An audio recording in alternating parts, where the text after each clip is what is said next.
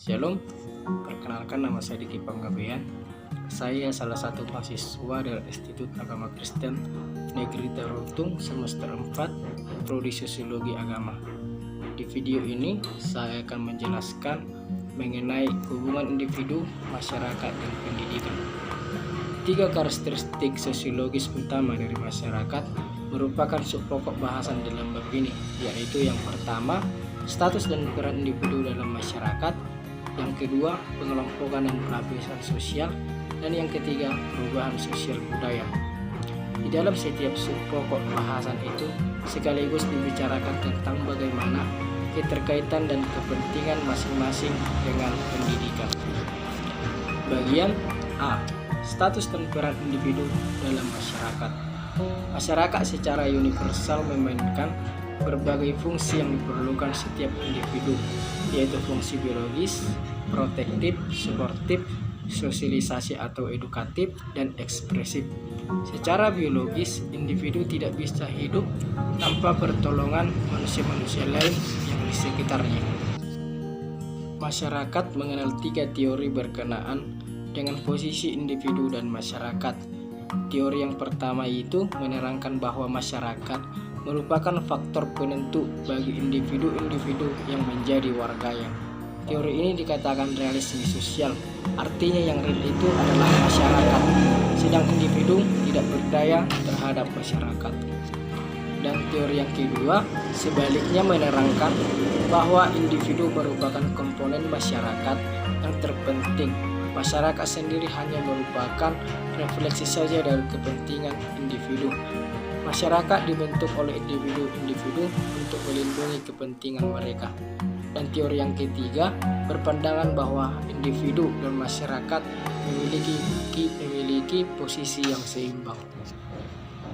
Telah dikemukakan bahwa menurut teori sistem, masyarakat merupakan suatu sistem besar yang terdiri dari atas sejumlah subsistem yang secara bersama-sama dan terpadu membentuk suatu kesatuan yang utuh dan satu sama lain saling mempengaruhi.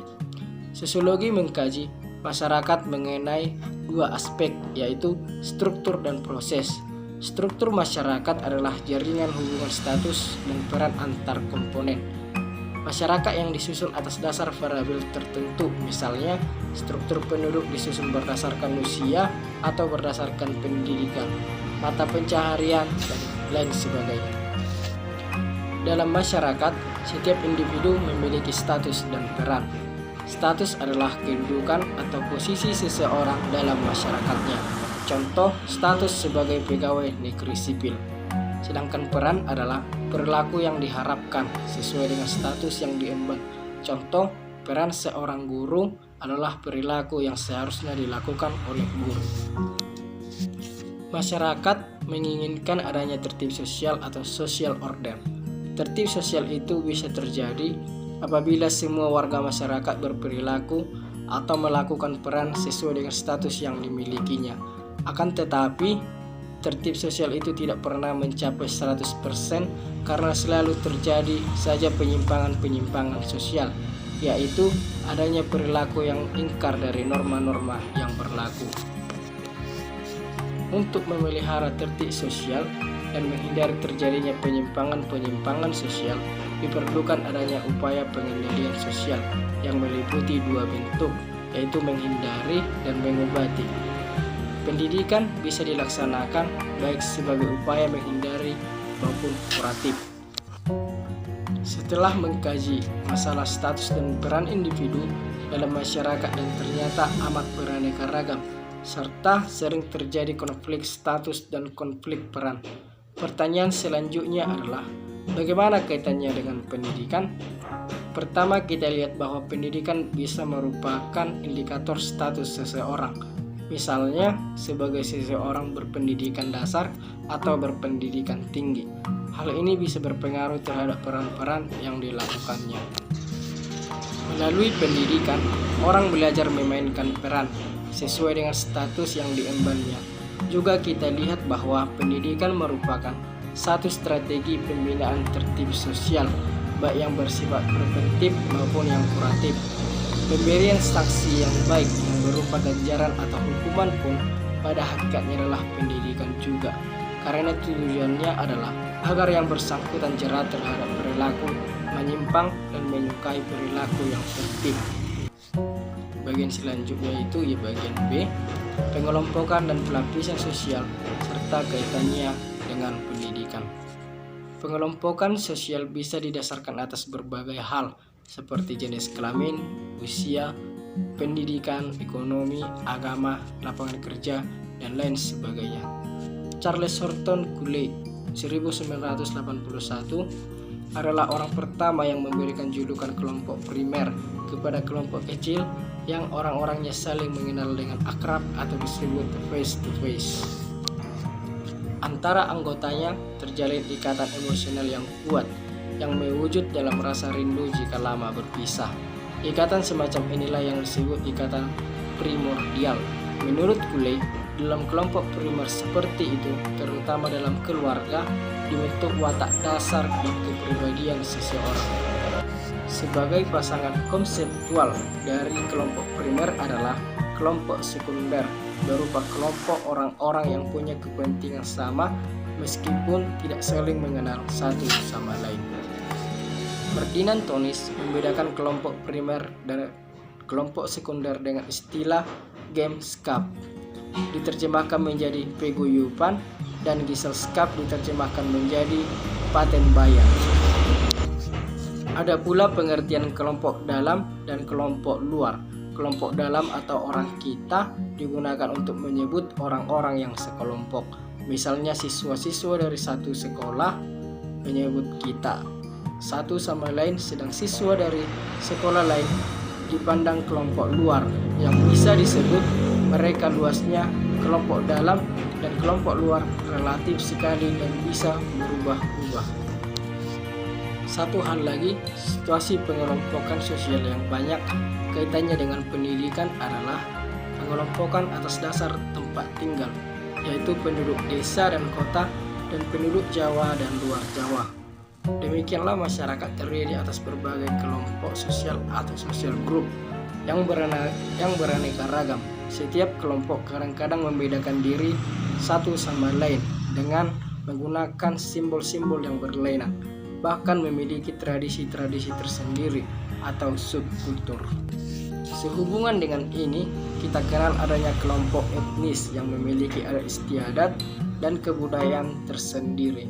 Perlu kiranya dicatat bahwa pengelompokan sosial seperti itu berarti pengkategorisasian masyarakat ke arah horizontal, karena antara kelompok yang satu dengan yang lain dipandang sederajat. Lain halnya dengan lapisan sosial atau social stratification yang berarti kategorisasi ke arah vertikal. Masyarakat dikonsepsikan berlapis-lapis. Dalam setiap masyarakat selalu ada orang-orang yang menguasai sumber sosial atau mudah memperolehnya, atau sebaliknya, yaitu yang sukar memperolehnya sehingga tidak memiliki atau hampir tidak memilikinya. Dengan perkataan lain, gambaran tentang pelapisan sosial adalah gambaran tentang ketidakmerataan sosial. Menurut Max Weber 1981, ada 3 faktor sosial yang menyebabkan terjadinya pelapisan sosial, yaitu yang pertama kekuasaan, yang kedua privilege, dan yang ketiga prestis. 3 lapisan sosial berdasarkan tingkat perekonomian. Yang pertama, lapisan atas orang-orang yang menguasai perekonomian dan modal. Lapisan menengah, orang-orang yang bergantung kepada kondisi perekonomian lapisan atas. Dan yang ketiga, lapisan bawah, orang-orang yang sangat terbelakang kondisi perekonomiannya. Ada kecenderungan bahwa di antara orang-orang dari strata sosial yang sama terjadi pergaulan yang lebih akrab dibanding dengan dari strata sosial yang berbeda. Mereka memiliki kebiasaan dan kegemaran, termasuk hiburan yang sama. Mereka juga bisa membentuk organisasi sosial atau bahkan badan usaha milik bersama. Lebih jauh, pasangan hidup pun cenderung dipilih dari antara orang-orang dari lapisan sosial yang sama. Dengan demikian, stratifikasi sosial cenderung stabil. Selanjutnya, ada masyarakat yang memiliki sistem pelapisan sosial terbuka. Artinya, warganya punya kesempatan untuk naik dalam tangga sosial. Orang dari lapisan sosial bawah bisa naik ke lapisan menengah atau bahkan ke lapisan atas. Sebaliknya pun bisa terjadi, orang bisa jatuh ke lapisan sosial yang lebih rendah. Inilah yang dikenal dengan istilah mobilitas sosial vertikal, yang berarti perubahan status berupa kenaikan atau penurunan dalam status lapisan sosial.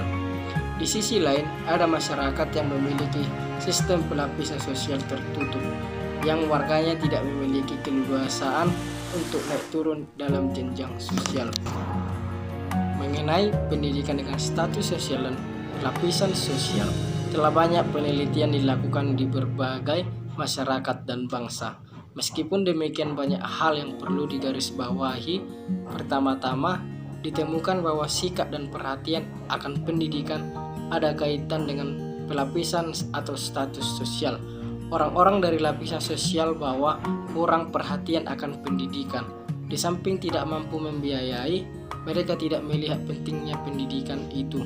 Anak-anak mereka diharapkan untuk segera bisa membantu orang tua dalam memenuhi kebutuhan ekonomi atau cepat-cepat lepas dari tanggung jawab. Orang-orang dari lapisan dan status sosial tinggi juga kurang menaruh perhatian akan pendidikan karena mereka merasa telah berkecukupan secara ekonomis, telah memiliki kepuasan hidup yang tinggi, serta tidak perlu khawatir dengan masa depan kehidupannya. Jadi mereka tidak melihat peran pendidikan dalam perbaikan status sosialnya. Sebaliknya, orang-orang dari lapisan menengah, mereka berpendapat bahwa pendidikan itu bisa menolong kehidupan mereka, mengangkat derajat, dan merupakan sarana mobilitas sosial. Orang tua dari lapisan sosial ini rata-rata ingin menyekolahkan anaknya sampai ke tingkat yang setinggi-tingginya.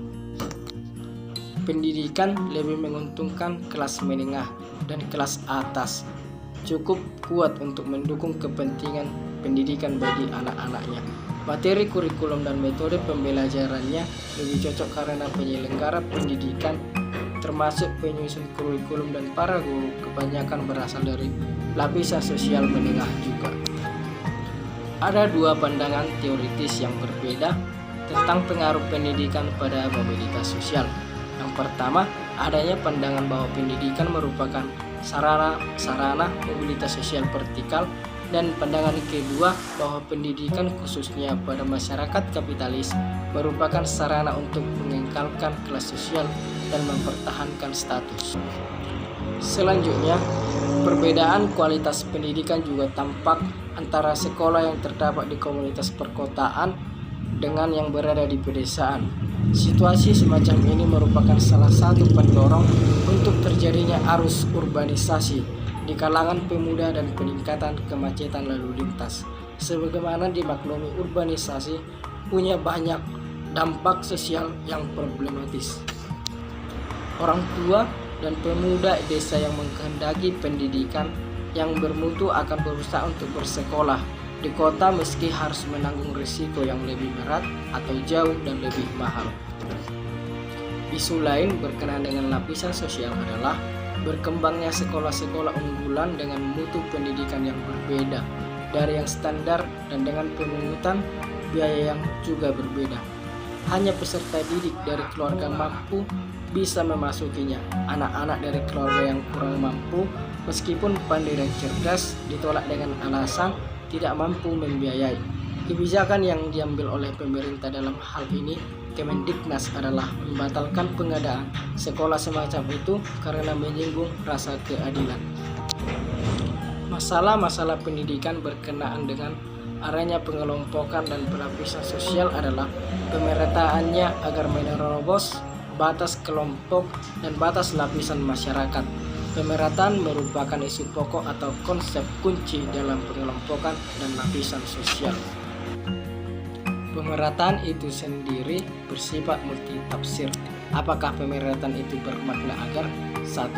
Setiap anak mendapat kesempatan belajar yang sama, 2. Setiap anak mendapat kesempatan belajar sesuai dengan minat dan bakat yang dimilikinya, yang ketiga, setiap anak memperoleh kesempatan untuk mengembangkan potensi yang dimilikinya semaksimal mungkin. Isu ini sampai sekarang masih diperdebatkan di kalangan para ilmuwan pendidikan dan politisi. Bagi sosiologi pendidikan, isu manapun yang dipilih pasti berdampak pada penyelenggaraan pendidikan itu sendiri. Hasil pendidikan yang baik pada suatu bidang keahlian akan lebih mudah tercapai apabila didukung oleh bakat. Bahkan pada hal-hal tertentu, peran bakat dalam perbaikan status sosial lebih menonjol daripada pendidikan. Tetapi masyarakat lebih menghargai realitas penampilan daripada mempersoalkan latar belakangnya, apakah bakat atau hasil pendidikan. Namun diakui, untuk mengembangkan bakat itu sendiri diperlukan pendidikan. Orang berbakat tapi tidak disertai pendidikan yang sesuai, jarang yang bisa mencapai puncak tangga sosial. Kebijakan pendidikan dalam bentuk pemberian beasiswa bagi pelajar berbakat yang orang tuanya kurang mampu telah membuka kesempatan bagi pelajar dari lapisan sosial bawah yang berbakat untuk mobilitas naik. Pembicaraan tentang pelapisan sosial diakhiri dengan mobilitas sosial. Mobilitas sosial berarti perubahan atau peralihan dari status sosial yang satu ke status sosial yang lain. Ada dua macam mobilitas sosial, yaitu mobilitas sosial horizontal dan mobilitas sosial vertikal. Pendidikan merupakan kekuatan yang mendukung bagi terjadinya mobilitas sosial naik. Tetapi di sisi lain, pendidikan juga bisa menahan terjadinya vertikal turun. Bagian terakhir, yaitu bagian C, perubahan sosial dan pendidikan. Tidak ada suatu masyarakat yang tidak mengalami perubahan. Para ahli melihat perubahan sosial dari dua dimensi, yaitu struktur dan proses yang berlangsung dalam masyarakat. Struktur sosial itu adalah jaringan hubungan status dan peran, sedangkan interaksi adalah proses saling berhubungan dan saling mempengaruhi antar warga suatu masyarakat atau suatu komunitas. Dengan demikian, perubahan sosial dapat dianalisis dengan mempelajari distribusi status dan peran yang terdapat dalam masyarakat serta pola-pola interaksi di antara warga yang berlangsung pada suatu waktu dibandingkan dengan berlangsung pada waktu lain. Perubahan sosial seperti dikemukakan tidak terlepas dari perubahan dalam sistem nilai, sikap, serta norma-norma yang berlaku dalam masyarakat, yang merupakan komponen inti budaya. Oleh karena itu, dipandang lebih sesuai dinamakan perubahan sosial budaya ketimbang hanya perubahan sosial. Meskipun setiap masyarakat mengalami perubahan, tetapi arah dan kecepatannya berbeda-beda. Masyarakat yang telah maju dalam bidang teknologi dan komunikasi berubah lebih cepat daripada masyarakat yang masih terbatas kemampuannya dalam kedua bidang itu.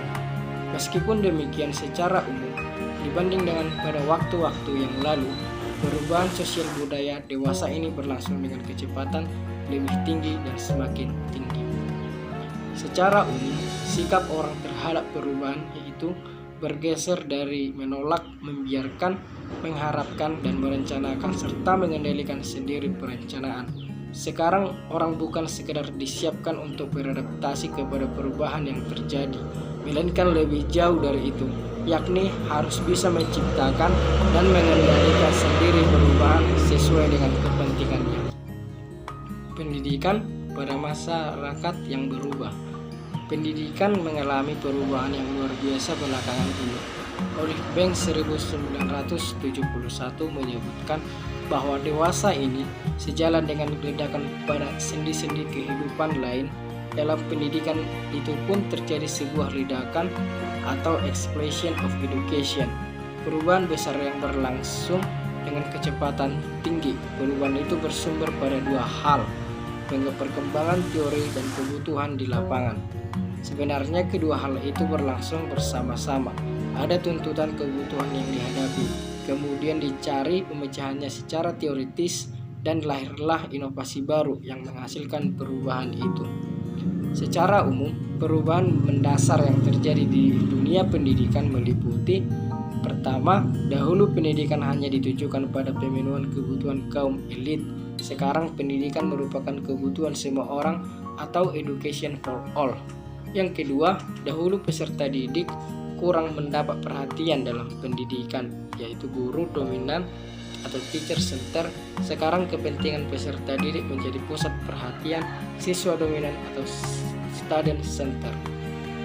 Yang selanjutnya, dahulu karakteristik peserta didik pada level individu kurang mendapat perhatian. Sekarang pendidikan memperhatikan karakteristik individu peserta didik atau minat, kecepatan belajar, dan lain-lain. Pendidikan diindividualisasikan atau individualization education.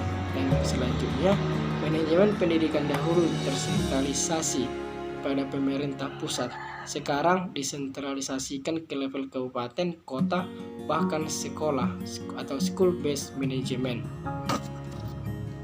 Meskipun demikian, perubahan dalam keempat dimensi itu baru diarahkan kepada penanganan masalah yang ada dewasa ini, belum memperhatikan dimensi perubahan ke masa yang akan datang.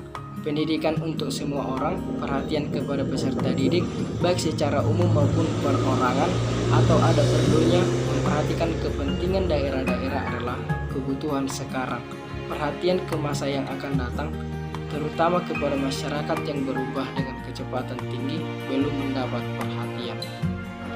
Peserta didik yang belajar sekarang akan menggunakan hasilnya sekian tahun yang akan datang saat kehidupan sudah jauh berbeda, sehingga hasil belajar itu tidak berguna. Untuk menghadapi permasalahan seperti itu, pendidikan harus berorientasi ke masa yang akan datang saat kehidupan sudah jauh berbeda. Orientasi ke masa depan atau future oriented membayangkan bahwa hasil belajar akan digunakan pada situasi masa datang yang berbeda. Orientasi ke masa depan atau future oriented merupakan kata kunci atau isu pokok dalam merencanakan pendidikan pada masyarakat yang berubah dengan kecepatan tinggi. Berikut adalah beberapa strategi pendidikan yang future oriented.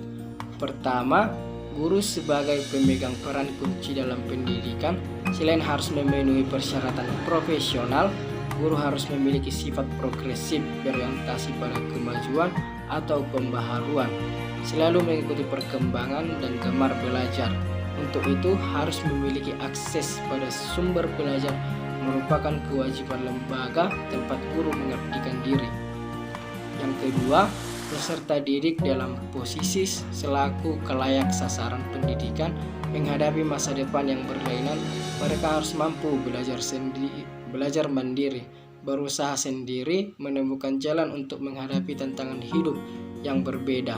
Jadi, kepada peserta didik tidak hanya diajarkan ilmu dan informasi keilmuan yang sudah ada, melainkan harus diajarkan juga cara menggali informasi itu. Mereka harus dilatih bekerja dalam laboratorium dan belajar melakukan penelitian. Mereka dilatih untuk mengembangkan kreativitasnya. Jadi, kepada peserta didik harus lebih banyak diajarkan cara belajar ketimbang mempelajari hasil belajar dari orang lain yang sudah ada. Ketiga, menyediakan model pembelajaran yang bersifat progresif dan antisipatif. Yang dimaksud adalah mengajarkan kepada peserta didik hal-hal yang belum terdapat dalam kehidupan, tetapi diharapkan akan terjadi dalam waktu dekat karena dasar-dasarnya telah ada. Misalnya, di suatu daerah belum ada penerangan listrik, tetapi telah direncanakan bahwa penerangan listrik akan diselenggarakan mulai 2 atau 3 tahun mendatang. Maka pembelajaran tentang listrik di sekolah telah bisa diajarkan tahun ini atau tahun depan, sehingga pada saat listrik datang, peserta didik atau lulusan telah memahami dan siap menerima kedatangan listrik. Dan yang keempat, model penyelenggaraan pendidikan yang menempel di belakang atau kehidupan masyarakat. Hal yang sekarang telah banyak dilakukan adalah pembelajaran di sekolah mengikuti perkembangan di masyarakat. Misalnya, masyarakat berkembang kerajinan membordir, maka di sekolah diajarkan kegiatan yang sama. Dalam hal ini, sekolah bukan berperan sebagai sumber pembaharuan, melainkan menyesuaikan atau adaptasi pada kehidupan masyarakat. Dalam hal seperti ini, pendidikan berperan sebagai pembimbing bagi warga muda untuk beradaptasi kepada kehidupan yang telah berlangsung dengan baik di masyarakat. Demikianlah pemaparan saya mengenai hubungan individu, masyarakat, dan pendidikan, dan semoga video ini bermanfaat. Akhir kata saya mengucapkan terima kasih.